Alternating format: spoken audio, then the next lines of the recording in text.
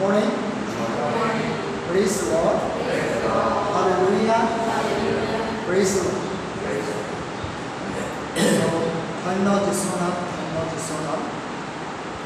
সৰ্বপ্ৰথমে সৃষ্টিকৰ্তা ঈশ্বৰৰ জীৱন পিতৃ পুত্ৰ আজি বিশ্ৰাম দিন, শান্তিৰ দিন, আনন্দৰ দিন আমাৰ বাবে। গোটেই সপ্তাহটো সোমবাৰৰ পৰা শনিবাৰ আমি অতিক্ৰম কৰি দেওবাৰ দিনটো আমি অতিক্ৰম হওঁ। আজিৰ উপাসনাত যি বিশেষকৈ হলি স্পিৰিট চাৰ্চত আমি যিমানকেইজন উপস্থিত হৈছোঁ, যীশুৰ নামত উপস্থিত হৈছোঁ, আৰু যিকেইজন আহিব লগা আছে তেওঁলোকৰ কাৰণে আমি প্ৰাৰ্থনা প্ৰেৰণ কৰি বিশেষকৈ এটি শাস্ত্ৰ বাক্য পাঠ কৰাৰ জৰিয়তে আজিৰ যি উপাসনাৰ কাৰ্যসূচী, দেওবৰীয়া উপাসনা, যি আমাৰ উপাসনাৰ টাইমটো হৈছে 10টাৰ পৰা 9:30লৈকে।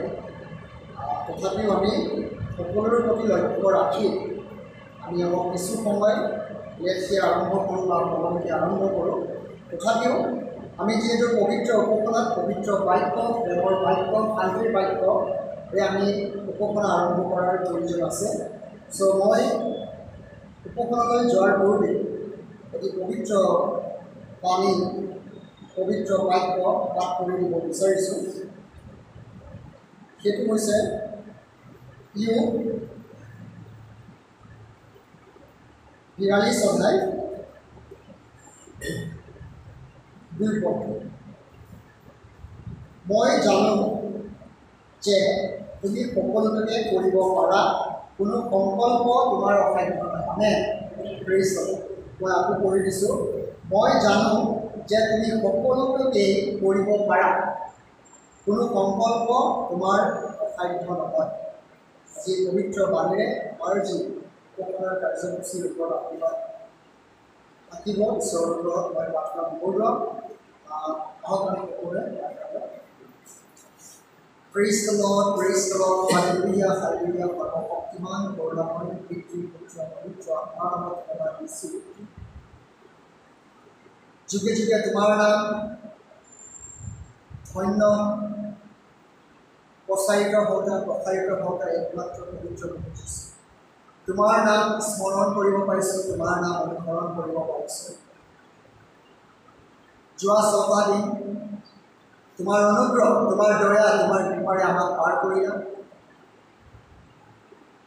দৈনন্দিন জীৱনত আমাৰ বিভিন্ন কৰ্মৰাজিত আমি নিজকে ব্যস্ত ৰাখোঁ, কিন্তু পিতা তোমাৰ অবিহনে সকলোবিলাক অসাধ্য হয়।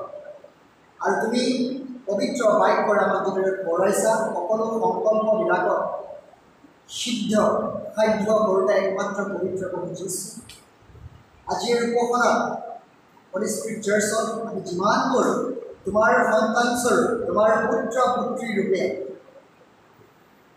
আমি একগোট হৈছোঁ তোমাৰ মহিমাৰ অৰ্থে, তোমাৰ গৌৰৱৰ অৰ্থে, আৰু তোমাৰ যি বাক্য আমি শুনিবলৈ পাম তাক আমি গ্ৰহণ কৰোঁ।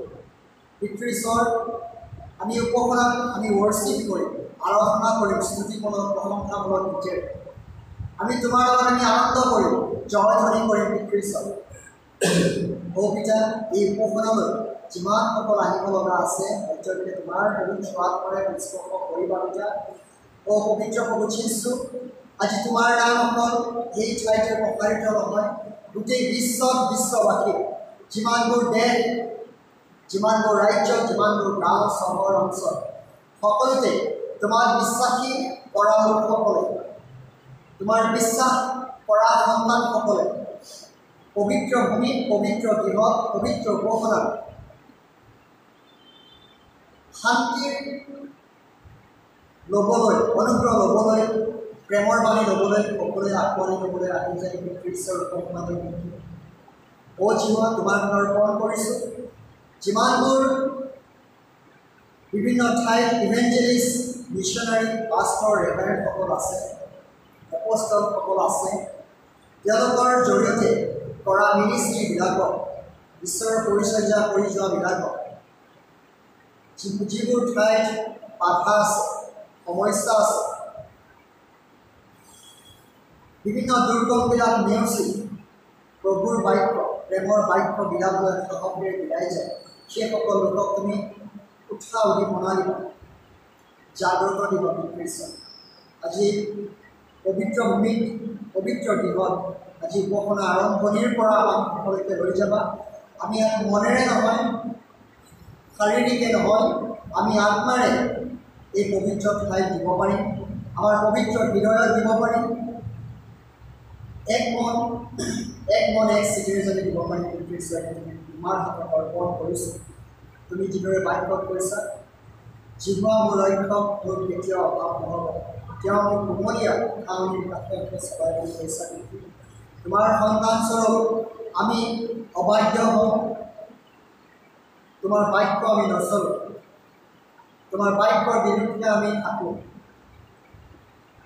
কিন্তু তুমি একমাত্ৰ প্ৰভু যীশু সমাধি উদ্ধাৰ হোৱা প্ৰেম কৰোঁতা ঈশ্বৰ আজি উপাসনাত তোমাৰ উপস্থিতি কামনা কৰিছোঁ ঈশ্বৰ আৰু যি ৱৰ্শ্বিপ কৰিব যি ৱৰ্শ্বিপ টিম আছে এবাৰে মতে চলাব তেওঁৰ ওপৰত তুমি ব্লেছ কৰিবা দেখিছা পিতা তোমাৰ পৰা খুজিবলগীয়া বহুত আছে কিন্তু তুমি সকলোবিলাক জানা আৰু তুমি দুয়োটাই মাত্ৰ ঈশ্বৰ ধন্যবাদেৰে পিতৃ পুত্ৰ পবিত্ৰ আত্মাৰ ওপৰত মন কৰিছোঁ amen praise the Lord praise the Lord praise the lord